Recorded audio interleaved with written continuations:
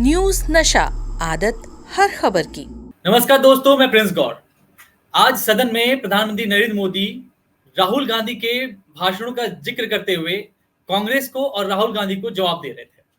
कल राहुल गांधी ने बेहतरीन तरीके से अपना पक्ष रखा था। उनकी बातों से और उनके भाषण से ये प्रतीत हो रहा था कि वो किसी पद पर बैठे हैं, वो एलओपी है। लेकिन आज जिस प्रकार से मोदी जी ने जवाब दिया है और राहुल गांधी को एक तरह से घेरने की कोशिश की है हिंदू के मुद्दे पर, हम इसी बारे में चर्चा करेंगे। हमारे साथ जुड़े हैं वाहिद जी। सर, पहले तो आपका बहुत बहुत स्वागत है हमारे साथ। और सर, आज जिस प्रकार से नरेंद्र मोदी ने सदन में राहुल गांधी को हिंदू के मुद्दे पे घेरने की कोशिश की और तमाम मुद्दों को लेकर राहुल गांधी कांग्रेस विपक्ष पर निशाना साधा, तो इससे क्या समझा जाए सर? इसके क्या मायने निकलते हैं सर? हाँ, ठीक है। मैं इस तमाम सदन की जो आज की कार्रवाई रही है, उसके जो मुख्य पॉइंट्स हैं उन्हें उठाकर थोड़ी-सी चर्चा कर लेते हैं। मेरे ख़्याल से बेटर ये रहेगा कि मोदी जी ने भी राहुल गांधी को घेरने की कोशिश की है। कल राहुल गांधी ने बड़े अच्छे से अपने सवाल रखे थे, आज जवाब देने की प्रधानमंत्री ने कोशिश की है। और यहाँ एक बात अखिलेश यादव ने भी जिस तरह से ईवीएम को लेकर सवाल-जवाब किए हैं और अपनी जो प्रेज़ेंटेशन दी है एक तरह से ये प्रेज़ेंटेशन जो है वो राहुल गांधी के अलावा जो भी प्रेज़ेंटेशन थी, मेरे ख़्याल से वो अ, अखिलेश यादव की भी बड़ी अच्छी रही है। क्या मेरी आवाज़ आपको मिल रही है प्रिंस? जी जी जी, आ रही है। ठीक है। तो मैं यहाँ ये जो है बताने की कोशिश करता हूँ कि राहुल गांधी जी ने कल जो अपने सवाल उठाए थे, वो एक तरह से एक तैयारी थी और तैयारी के साथ मोदी जी को ख़ास तौर से घेरने की कोशिश की थी और सवाल घूम फिर के फिर हिंदुत्व पे की बात आ जाती है। देखिए, ये हिंदुत्व की बात को राहुल गांधी भी क्यों लाते हैं और फिर वापस हिंदुत्व पे जवाब मोदी जी भी क्यों देते हैं? हमें ये साइकोलॉजी समझनी होगी और जो हकायक है, यानी जो रियलिटी है, उस पर बात करनी चाहिए। बिल्कुल, मैं मोदी जी ने जो एक जवाब में बात कही है कि वो जो आपने महिलाओं को औरतों को साढ़े 8,000 8,500 रुपए का लालच दिया था, उसका अब क्या होगा? ये इसको मैं इंटरकनेक्ट करूँगा मोदी जी के विकसित भारत से और राहुल गांधी के मैनिफेस्टो से और इस वक़्त भारत की साइकोलॉजी हिंदू, हिंदू एंड हिंदू, इस सब चीज़ों से। इससे पहले मैं थोड़ा-सा अखिलेश यादव की बात पर नज़र डालने की कोशिश करता हूँ। अखिलेश यादव ने बड़ी शालीनता के साथ अपने प्रोजेक्ट को रखा और पूरी तरह से उत्तर प्रदेश को फ़ोकस किया और प्रदेश की राजनीति अखिलेश यादव की है, जो बड़ी तादाद में मेंबर पार्लियामेंट जीतकर वो लाए हैं। एक बड़ी पार्टी के तौर पर सामने आए हैं। मेरे ख़्याल से जो एक बेस्ट परफ़ॉर्मेंस थी मुलायम सिंह यादव जी की, उसके बाद से ये समाजवादी पार्टी की दूसरी बार सबसे बेस्ट परफ़ॉर्मेंस रही है। यहाँ अखिलेश यादव अपने मुद्दों से नहीं भटके हैं, उन्होंने बिल्कुल अपनी पोज़ीशन को क्लियर रखा और उन्होंने उत्तर प्रदेश को यानी स्टेट गवर्नमेंट को फ़ोकस किया और उन्होंने एक बड़ी बात की है, ईवीएम। तो ईवीएम पे मैं बाद में आता हूँ, पहले उनकी साइकोलॉजी के कोई ये कहे कि कल जिस वक़्त आज राहुल गांधी जिस तरह सवाल-जवाब कर रहे थे, उन सवाल-जवाब में पूरी एग्रेशन थी भारतीय जनता पार्टी के मेंबर्स के और मंत्री के, सबके बीच में सवाल-जवाब हो रहे थे, उठा जा रहा था, रोका जा रहा था, टोका जा रहा था। अखिलेश यादव को क्यों टोका नहीं गया, रोका नहीं गया? क्या ये इनकी जो वक्ता की शैली है वो सामने आई? कुछ तथाकथित पत्रकार जिसे शायद आप बड़े पत्रकार मान सकते हैं, वो ये भी कह साबित करने की कोशिश कर रहे हैं या कर रहे होंगे कि अखिलेश यादव ने कोई मौका ही नहीं दिया, कोई जगह ही नहीं दी कि वो भारतीय जनता पार्टी के प्रवक्ताओं को या फिर भारतीय जनता पार्टी के जो भी जवाब देने वाले हैं, उनको अखिलेश यादव ने मौका ही नहीं दिया, इतनी शालीनता थी। ये कोरी एक या तो आप में समझ की कमी हो सकती है या फिर आप अभी भी जो देश में राजनीतिक हालात चल रहे हैं, उसे या तो आप समझना और समझाना नहीं चाहते या फिर जनता को गुमराह करना चाहते हैं, जिसे मैं शैडो जर्नलिज्म कहता हूँ।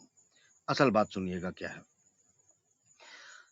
उत्तर प्रदेश की राजनीति में अखिलेश यादव अगर मजबूत होते हैं और केंद्र में चुनौती नहीं देते हैं, तो नरेंद्र मोदी जी को, अमित शाह को, भारतीय जनता पार्टी को या मोदी जी की भारतीय जनता पार्टी को कोई तकलीफ नहीं है, क्योंकि अब उन्हें स्टेट की राजनीति नहीं करनी है, ये स्पष्ट है। योगी जी के साथ उनके संबंध कैसे हैं, इस पर बहुत सारी चर्चाएं हो चुकी हैं, तो इस पर भी मेरे ख्याल से उन्हें अखिलेश यादव को न टोकने की जरूरत है, न रोकने की जरूरत है। अगर मैं अमित शाह साहब और मोदी जी की इच्छाओं को देखना चाहूं, तो स्पष्ट है आईने की तरह कि वो अखिलेश यादव को ही यूपी में बढ़ते हुए देखना चाहेंगे, क्योंकि बड़ी आसानी से वो उनके एक बड़े कॉम्पिटिटर को चुनौती दे सकते हैं, और स्टेट गवर्नमेंट यानी आने वाले दिनों में जब इलेक्शन होंगे, तो वो वहां से उनको थोड़ा-सा किनारे कर सकते हैं। पहली बात ये समझिएगा कि अखिलेश यादव पर हमला करने की, अग्रेसिव होने की उनको ज़रूरत नहीं है। सेकंड बात, तो शैडो जर्नलिस्ट साहब आप सुन लेना, अगर आपको कोई पहुँचा दे तो देख लीजिएगा मैं क्या कह रहा हूँ। दूसरी बात आते हैं आगे। देखिए दोस्तों, यहाँ अखिलेश यादव ने एक मुद्दा उठाया ईवीएम के, हम चाहे 80 में से 80 सीटें भी जीतें, तो भी हम ईवीएम के मुद्दे को बड़ा रखेंगे, बड़ा उठाएँगे और उठाकर जो है इस पर लड़ते रहेंगे, ईवीएम पर हम यकीन नहीं करते हैं। दोस्तों, बड़ी सीधी-सी बात है, अगर कोई भी तमाम विपक्षी पार्टियाँ एक साथ ईवीएम पर अगर इसको मौज़ू बनाती हैं, मुद्दा उठाती हैं और कहते हैं यकीन नहीं करते, तो वो सभी इलेक्शंस का मिलकर बायकॉट करें और भारतीय जनता पार्टी को अकेले ईवीएम से चुनाव लड़ने पर मजबूर करें। और ये साबित कर दें कि ईवीएम पर हम भरोसा नहीं करते। दरअसल ये खींचतान, ईवीएम के पीछे छुपना, चीज़ों पर हमने बड़े वाज़े तौर पर मैंने खुद, मैं वो इंसान हूँ जिसने 17 सी का मुद्दा उठाया अकेले पहले, उसके बाद देश के तमाम मीडिया ने और वकीलों ने और पार्टियों ने उठाया। मैं इसको खोज के लाया और बताया कि अगर ये है और तरीके से किया जाता है, तो यहाँ धांधली नहीं हो सकती, मगर आपका, आपके एजेंट का और आपके संगठन का मजबूत होना ज़रूरी है। आपकी ट्रेनिंग होना ज़रूरी है, तो वो आप करें या ना करें, ये एक अलग बात है, जिस पर मैं पहले से अभी भी मैं दूसरा एंगल पे जा रहा हूँ। ईवीएम पर अखिलेश जी, अगर आप चाहते हैं कि ईवीएम वाक़ई जो है एक धाँधली वाला मुद्दा है, तो कांग्रेस और तमाम पार्टियाँ जो आपके साथ पूरी तरह खड़ी हुई है ईवीएम को लेके, आप बायकॉट कर दीजिए। 100% अकेले डिक्टेटरशिप के ज़रिए खुद अपने चुनाव जीतने के लिए यानी कि बिना इलेक्शन के भारतीय जनता पार्टी इतना बड़ा कदम नहीं उठा सकती, ना ही इंटरनेशनल इदारे इस कदम को उठाने देंगे, क्योंकि दुनिया देखती है, ऐसा भी नहीं है कि आपने बायकॉट कर दिया और वो अकेले भारतीय जनता पार्टी ईवीएम में ठप्पे लगाकर और खुद जो है वो चुनाव जीत कर बैठ जाएगी, ऐसा नहीं होता है। तो आप ज़मीन पर दिखाइए, ईवीएम के गलत होने की नौटंकी के पीछे छुपने की कोशिश मत करिए, पहली बात। और आखिरी बात भी, ईवीएम पे तो मेरा बहुत स्पष्ट मत है। इस पर मैं बहुत सारे प्रोग्राम हमने किए, बहुत सारे रास्ते बताए, बहुत सारी चीज़ें, डिवाइस को कैसे, तकनीकी, ट्रेनिंग, आपको अपने संगठन को मजबूत करना होगा, अवेयर करना होगा। ये सारी चीज़ें जो है, मैं समझता हूँ कि अखिलेश यादव जी ने अपने आप को स्टेट पर फ़ोकस रखा, ईवीएम को उन्होंने ज़रूर कहा ताकि सख्ती बनी रहे। ये सब सख्ती बनाने से ज़्यादा ज़रूरी है आपका इत्तेहाद बने और आप पूरी तरह से ईवीएम का बायकॉट कर दें, और ईवीएम का बायकॉट करने के लिए आपको इलेक्शन का बायकॉट करना पड़ेगा। अगर आप ये रिस्क लेना नहीं चाहते, तो आप सीधे-सीधे आवाज़ उठा सकते हैं, उसी तरह मुझे कोई ऐतराज़ नहीं आपकी आवाज़ उठाने पे, क्योंकि जिस तरह नेता प्रतिपक्ष और विपक्ष के आप मजबूत होने के बाद आप सदन में आवाज़ इसलिए उठाएँगे, क्योंकि आपने कोई अपना निजी मीडिया डेवलप नहीं किया है। जो मीडिया विपक्ष का काम साथ दे रहा था, उस मीडिया में से इक्का-दुक्का लोगों को छोड़कर बाकी लोगों को कम से कम फैसिलिटेट, मैं ये नहीं कहता कि आप जो है कोई 2 नंबर में पे किसी को पैसा दीजिए, किसी को एक चीज़ आपको और बताना चाहता हूँ दोस्तों, और पार्टियों, आप लोगों को भी, और जो यूट्यूबर्स हैं उन लोगों को भी, और जो जनता है उन लोगों को भी ये भी जानना ज़रूरी है कि जब ये आप कंपनियाँ एडवर्टाइज़मेंट करती हैं जिससे यूट्यूबर्स पैसा कमाते हैं, वो जो बिड लेती हैं एडवर्टाइज़मेंट की वो 35 पैसे, 40 पैसे, ₹1, ₹2 पर क्लिक के हिसाब से भारतीय कंपनियों से उसकी मोटी रकम वसूलती है विदेशी कंपनी जो एडवर्टाइज़मेंट गूगल पे चलाती है।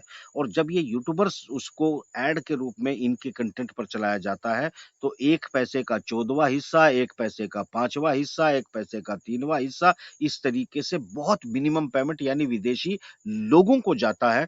इससे बेटर है कि जो अल्टरनेटिव मीडिया के तौर पर विपक्ष को सपोर्ट करते हैं या जो पक्ष को काउंटर करते हैं या जनता के साथ खड़े हैं, ये पार्टियाँ उनको एडवर्टाइज़मेंट लीगली तौर पर दे सकती हैं, पर वो ऐसा करेंगे नहीं क्योंकि वो सिर्फ़ सदन में जो उनको कवरेज मिलेगी, फ्री में कैमरे मिलेंगे, ये इसी का लाभ उठाने की कवायद चल रही है और वो इसका लाभ उठाने की कोशिश करेंगे। यहाँ पर ना जनता का दर्द है, ना जनता की पीड़ा है, जनता के बीच में बने रहने की कवायद मात्र है, जो कि राहुल गांधी जी कर रहे हैं या फिर अखिलेश यादव जी कर रहे हैं। अब वजह बताता हूँ क्या है। मोदी जी ने सीधे चोट किया है राहुल गांधी पे। राहुल गांधी को उन्होंने सबसे बड़ा ताना तो हिंदू मुस्लिम पे तो दिया ही है। मैं ये सब्जेक्ट सुन गया था। देखिए मैं अकेले बोल रहा हूँ ज़रा सुनिएगा। पहले ये ज़रूरी है कि साइकोलॉजी भी क्लियर कर दूँ। भारतीय जनता पार्टी के पास जितना वोट आया है, वो सारा का सारा 2 पैटर्न का वोट है। वो 2 पैटर्न कौन है? एक वो वोट है जो सिर्फ हिंदुत्व के नाम पर भारतीय जनता पार्टी को जब जनसंघ थी तब भी वोट देता था, जब भारतीय जनता पार्टी बनी तब भी वोट देता है और वो बिल्कुल सोचता नहीं है, एक लोअर तबका है जो मज़दूरी पे जाता है, जिसको डेली कमाना है, वो खेतिहर मज़दूर हो सकता है, सीधा मज़दूर हो सकता है या फिर वो दुकानदार हो सकता है, जो इन सब लोगों को प्रचार में शामिल करता आया है, खास वर्ग है हर शहर में और वो आज़ादी के बाद से अब तक बना हुआ है जो आरएसएस के फ़ेवर में हमेशा काम करता है, वो वोट उनके पास एक बहुत बड़ा वोट है, जो उनको मिलता है। उन वो यानी यानी कि उनका वो कोर वोट है, उनका वहाँ से वो गिनती शुरू करते हैं। उसके बाद उनको फाइट करना होता है कि अब उन्होंने 10, 12, 15 या 20 साल तक हिंदुत्व के नाम पर लड़ा है। इस बार जितने वादे किए गए थे, जो ख्वाब दिखाए गए थे, मेट्रो सिटी के जो ख्वाब दिखाए गए थे, स्मार्ट सिटी के जो ख्वाब दिखाए गए थे, बुलेट ट्रेन के जो ख्वाब दिखाए गए थे, किसानों की आमदनी डबल करने के जो ख्वाब दिखाए गए थे, इक्वल जेंडर के, ज़ीरो हंगर के, ये सब झूठे निकले, इनमें से कुछ भी पूरा नहीं हुआ। उसके बावजूद भी भारतीय जनता पार्टी को पर्याप्त वोट मिला और वो पर्याप्त वोट मात्र हिंदुत्व का वोट है। ये बात जो है भारतीय जनता पार्टी के तमाम जो एनालिस्ट हैं वो भी जानते हैं, जो थिंक टैंक है वो भी जानता है, मोदी जी भी जानते हैं इसलिए वो कम से कम घुमा-फिरा कर अपनी बात को इस पर लाएँगे क्योंकि एक भी बुद्धिजीवी जो जानता है विकसित का मतलब क्या होता है और विकासशील का मतलब क्या होता है और बैक टू द पैविलियन का मतलब क्या होता है, वो कम से कम भारतीय जनता पार्टी को उसने वोट नहीं किया है। जो अक्लमंद तबका है, वो अक्लमंद तबके ने वोट नहीं दिया इसीलिए 404 का दावा करने वाली भारतीय जनता पार्टी बहुमत ना ला सकी और मात्र जो है वो 240-242 के आसपास सिमट कर रह गई। इसका मतलब वो चुनाव हार चुके हैं, जनता ने उनको वोट जिताऊ नहीं दिया है।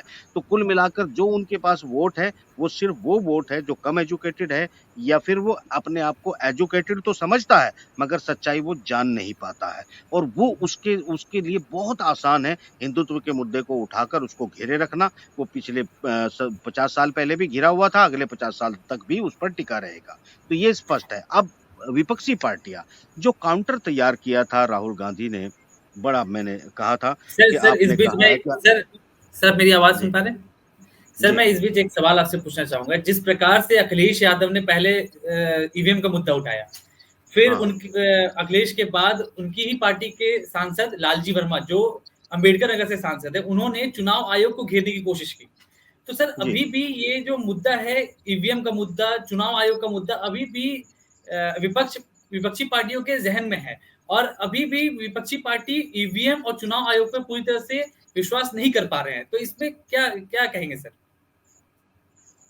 देख मैं उसका उसका जवाब देने की कोशिश करता हूँ। मैं चूँकि मैं राहुल गांधी का जवाब दे रहा था, फिर आपके इस सवाल का जवाब दे देता हूँ। क्योंकि मोदी जी ने जो कहा है ना मुद्दा, उन्होंने खुद भी उठाया कि राहुल गांधी बताए वो उनका जो जो म 8,500 का जो उन्होंने ब ब ऐलान किया था, उसका क्या किया? सवाल ये उठता है कि कांग्रेस की जहाँ-जहाँ सरकारें हैं और उन्होंने केंद्र सरकार में आने के बाद जिस मैनिफेस्टो का ऐलान किया था, जिससे वाक़ई ही भारत विकसित होने की दिशा में बढ़ सकता है, यानी आप उनकी गारंटी ले सकते हैं बेरोज़गारी की, उनकी गारंटी ले सकते हैं हेल्थ की, उनकी गारंटी ले सकते हैं उनकी मिनिमम कमाई की और विकसित होने की पहली सीढ़ी जो है इसी तरफ से चलती है। तो राहुल गांधी सिर्फ मोदी जी को चौके-छक्के सदन में उड़ा के नहीं, अपनी असेंबलियों में जो आपने जीती हैं, अपने मैनिफेस्टो को लागू करके इस देश को बताएँ कि हम कर सकते हैं और मोदी जी या भारतीय जनता पार्टी सरकार नहीं कर रही है। तो कोई बात है, वरना ये लफ़्फ़ाज़ी के सिवा कुछ भी नहीं। अब बात मैं आपके सवाल का जवाब देता हूँ कि क्या ईवीएम अब भी इतना बड़ा मुद्दा है, चुनाव आयोग इतना बड़ा मुद्दा है? वाज़े तौर पर बिल्कुल जो है ये मुद्दा है, अगर है तो आपकी रणनीति क्या है? क्या सिर्फ़ आप सदन में जो आप कवरेज ले रहे हैं, वो ही आपकी रणनीति है? कि जो आप जनता में ये बात उठा रहे हैं, वो भी सरकारी मीडिया के ज़रिए या फिर मजबूरन मीडिया के को आपको दिखाना पड़े क्योंकि आप पार्लियामेंट में बोल रहे हैं, तो उसका लाभ उठाते हुए अगर आप इतनी हल्की-फुल्की और कमज़ोर रणनीति के तहत आप चुनाव आयोग या फिर जो है ईवीएम या फिर आपको रणनीति भारतीय जनता पार्टी की जो चुनावी होती है, उसके खिलाफ अगर आप लड़ना है, तो फिर आप लड़ते हुए दिखना चाहते हैं, आप लड़ना नहीं चाहते। अगर आप लड़ना चाहते हैं, तो बड़ी सीधी बात है, आपको एक मजबूत रणनीति के तहत काउंटर चीज़ें खड़ी करनी होगी और आपको जनता के सहयोग से, कोर्ट के सहयोग से और तमाम चीज़ों के सहयोग से अपनी स्थिति को मजबूत करना होगा। दोस्तों माफ़ कीजिएगा मैं जंगल में अपने फार्म हाउस पे हूँ, तो यहाँ कभी लाइट आती-जाती है, तो उसके लिए माफ़ी चाहूँगा। तो ब जंगल का मामला है, तो फार्म हाउस पे बैठा हूँ, तो हो सकता है ये यूपी के एक इलाके में, ये भी आपको बर्दाश्त करना पड़ेगा। तो ख़ैर मैं यहाँ ये बताना चाहता था वाज़े तौर पर कि भई ये मुद्दे को उठाए रखना इनकी मजबूरी है ताकि ये बता सकें कि हमने देखिए बड़ी सीधी बात है। हम जानते हैं कि जब कोई सत्ता में होता है तो मशीनरी का कैसे इस्तेमाल करता है। डीएम उसमें क्या रोल अदा कर सकता है, चुनाव आयुक्त इसमें क्या रोल अदा कर सकता है। ये सब बातें जो आप उठा रहे हैं, ये बच्चा-बच्चा जानता है, हर कोई जानता है। आपने इसके खिलाफ कदम क्या उठाने हैं, आपने जनता में इसके लिए क्या अवेयरनेस लानी है, इस पर बात करें।